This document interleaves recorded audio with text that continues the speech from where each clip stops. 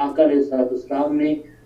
اپنی زندگی مبارک میں کس طرح جو ہے میلاد بنایا، صحابہ کرام نے کس طرح میلاد بنایا، اور جو عید میلاد النبی صلی اللہ علیہ وسلم ہم سیلیبریٹ کرتے ہیں اس کی شرعی حیثیت کیا ہے، اہل ایمان کے لیے کیوں ضروری ہے آج کے اس پرفتن زمانے کے اندر آقا علیہ السلام کا میلاد منانا اور میلاد کو سیلیبریٹ کرنا۔ اعوذ باللہ من الشیطان الرجیم، بسم اللہ الرحمن الرحیم۔ اللہم صلی علی سیدنا و مولانا محمد وعلی آل سیدنا و مولانا محمد وبارک وسلم۔ مولا صلی وسلم دائما ابدا علی حبیبک خیر الخلق کلہم محمد سید الکونین والثقلین والفریقین من عرب ومن عجم۔ اللہ رب العزت کا بے پایاں فضل و احسان ہے، اس کا کرم ہے کہ اس کی توفیق سے شب میلاد جب آقا علیہ السلام کو اللہ رب العزت نے اس دنیا میں بھیجا اور انسانیت کو ایک نئے تاریخی دور میں داخل فرمایا، ہم اس نبی رحمت کے مقدس ذکر کے لیے آج کی رات جمع ہیں۔ مجھ سے بیشتر محترم علامہ حافظ محمد شیراز مدنی صاحب نے، علامہ حافظ صداقت علی قادری صاحب نے، محترم ہارون قیوم صاحب نے آقا علیہ السلام کی بارگاہ میں اپنے مخصوص انداز میں آج کی رات کی برکتیں، سعادتیں، اس کی اہمیت کے اوپر گفتگو کی ہے۔ اللہ رب العزت سب کے کلمات طیب کو قبول فرمائے اور آقا علیہ السلام کی بارگاہ کا جو خصوصی فیضان ہے وہ سب کو عطا فرمائے۔ تاجدار انبیاء صلی اللہ علیہ وآلہ وسلم کی آمد مبارکہ انسانیت کے لیے بالعموم اور اہل ایمان کے لیے بالخصوص اللہ رب العزت کا خاص فضل و احسان ہے۔ بلکہ اگر آپ قرآن مجید میں غور کریں تو اللہ رب العزت نے آقا علیہ السلام کو جو بھیجا ہے تو اس کا احسان جتلایا ہے۔ نارملی آپ کسی پر جب احسان کرتے ہیں تو احسان جتلانے کو پسند نہیں کیا جاتا۔ یہ اللہ رب العزت کی تعلیمات ہیں کہ وہ احسان کر کے بھول جانے کا حکم دیتا ہے۔ نیکی کرو اور دریا میں ڈال دو، اس کو بھول جاؤ۔ اور جو بہت زیادہ احسان کرنے والے ہیں ان کو پسند نہیں کیا جاتا۔ مگر جب تاجدار کائنات صلی اللہ علیہ وآلہ وسلم کی بعثت ہوئی، حضور علیہ السلام تشریف لے کر آئے، آپ کی ولادت ہوئی، تو آپ کی ولادت کا اللہ رب العزت نے خود احسان جتلایا ہے۔ لَقَدْ مَنَّ اللَّهُ عَلَى الْمُؤْمِنِينَ إِذْ بَعَثَ فِيهِمْ رَسُولًا مِّنْهُمْ کہہ کر،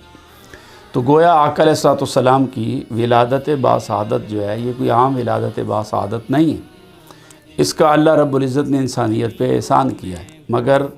اللہ رب العزت نے جتنے بھی پیغمبر بھیجے ہیں کسی اور کی بعثت یا اس کی ولادت کو بطور احسان بیان نہیں فرمایا ہے قرآن مجید میں کہ آدم علیہ السلام کو بھیجا ہے تو احسان کیا ہے،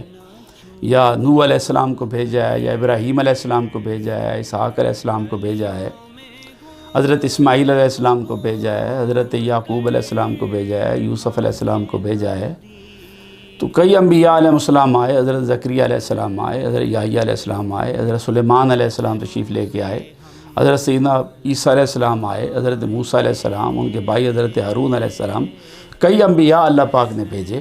مگر کسی کی آمد پر اللہ رب العزت نے احسان نہیں جتلایا۔ مگر جب تاجدار کائنات صلی اللہ علیہ وآلہ وسلم کی بعثت فرمائی اور حضور کو یہاں پر بھیجا ہے اس دنیا میں اور ولادت ہوئی حضور کی، تو اللہ پاک نے احسان جتلایا۔ احسان کس پر جتلایا؟ اب ولادت مبارکہ تو آپ کی پوری انسانیت کے لیے ہے۔ آپ رحمت جو بن کر آئے ہیں وہ صرف مسلمانوں کے لیے رحمت بن کر نہیں آئے، یا آپ کو ما ارسلناک الا رحمۃ للمسلمین نہیں کہا گیا، للعالمین کہا گیا۔ جب آپ رحمت عالمین کے لیے ہیں اور آپ کی رحمت کا فیض آپ کے ماننے والے اور نہ ماننے والے یکساں حاصل کر رہے ہیں،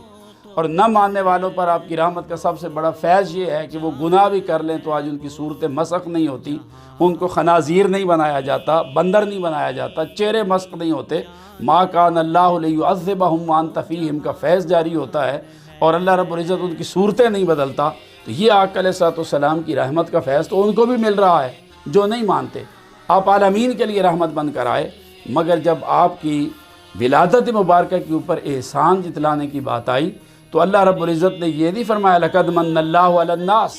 کہ اللہ رب العزت نے ساری انسانیت پر احسان کیا ہے، اگرچہ آپ کی آمد پوری انسانیت پر احسان تھا۔ انسانیت بلک رہی تھی جس دور میں آپ مبعوث ہوئے ہیں، انسانیت بلک رہی تھی کہ اس کے پاس کوئی ضابطۂ حیات باقی نہیں رہا تھا، انسانیت ذلت والی زندگی گزار رہی تھی، اخلاقی گراوٹ کا شکار تھی، ظلم تھا، بربریت تھی، تعدی تھی، طاقت کا قانون چلتا تھا، اور جو مظلوم ہوتا اس کے اوپر عرصہ حیات کو تنگ کیا جاتا تھا، بچیوں کو زندہ درگور کیا جاتا تھا، اور کئی صدیوں تک ان کے باہمی نزاعات کی بنیاد پر جنگیں چلتی تھی۔ قبائل کے قبائل جو ہیں وہ تہہ تیغ کر دیے جاتے تھے، قبائل مٹا دیے جاتے تھے، اور ظلم، تعدی، بربریت انتہا درجے کو پہنچی ہوئی تھی۔ اللہ رب العزت کی معرفت کا کوئی تصور ان لوگوں کے اندر موجود نہیں تھا، وہ بت پرست ہو چکے تھے، بتوں کو پوجتے تھے۔ اللہ رب العزت کے مقدس گھر کے اندر انہوں نے کئی بت لا کر رکھ دیے تھے۔ تو اس کیفیت میں، اس حال میں، جب کوئی اخلاقی ضابطہ باقی نہ تھا، قوت اور طاقت کا قانون ہی چلتا تھا، ہر ظالم اپنے سے مظلوم جو تھا اس کے اوپر ظلم کر رہا تھا، غریب لوگوں کی زندگی وہ عذاب بنا دی گئی تھی، بچیوں کی زندگی عذاب ہو چکی تھی، عورت کو معاشرے میں تماشا بنا دیا گیا تھا، اس کے کسی قسم کے کوئی حقوق نہیں تھے۔ ایسے دور میں اور ایسے زمانے میں جب کہ پوری کی پوری انسانیت کنتم علی شفا حفرۃ من النار، وہ دوزخ کے دہانے پر کھڑی ہوئی تھی، فن قذاکم منہا، اپنے محبوب کو بھیج کر اللہ رب العزت نے ان سے بچایا ہے، انسانیت کو بچایا ہے۔ حضور کی معرفت سے، حضور کے صدقے سے، حضور کے توسل سے وحی الہی کا رشتہ ملا ہے، اعلیٰ اخلاقی قدریں نصیب ہوئی ہیں، زندگی گزارنے کے ڈھب ملا ہے، ضابطہ ملا ہے، انسانیت کو سار اٹھا کے چلنے کا سلیقہ ملا ہے، معاشرتی قدریں ملی ہیں، معاشی قدریں ملی ہیں، اخلاقی قدریں ملی ہیں، روحانی قدریں ملی ہیں۔ سیرت طیبہ کی روشنی میں انسانیت کو ایک بڑا جامع لاہ عمل مل گیا ہے، زندگی گزارنے کا طریقہ ملا ہے۔ بے شک آپ کی ولادت با سعادت کا فیض کوئی اپنا تھا تو اسے تو ملنا ہی تھا، غیروں کو بھی ملا ہے، عام انسانیت کو فیض ملا ہے، مگر جب اللہ رب العزت نے قرآن مجید میں آپ کی ولادت با سعادت پر احسان جتلانے کی بات کی ہے تو وہاں پر اللہ پاک نے لقد من اللہ علی الناس نہیں کہا، بلکہ فرمایا لقد من اللہ علی المؤمنین۔ یہ جو اللہ پاک نے فرمایا میں نے احسان کیا ہے، میرا یہ احسان اہل ایمان پر ہے۔ میں چاہتا ہوں کہ اہل ایمان میرے سپاس گزار بن جائیں، وہ ممنون احسان ہو جائیں، ان کی گردنیں میری بارگاہ میں سجدہ شکر کی بجا آوری کے لیے جھک جائیں۔ میں اہل ایمان کو خوش دیکھنا چاہتا ہوں، میں اہل ایمان کو شکر کے جذبات کے ساتھ مملو اور لبریز دیکھنا چاہتا ہوں، میں اہل ایمان کے چہروں پر ابتسام دیکھنا چاہتا ہوں، فرحت دیکھنا چاہتا ہوں۔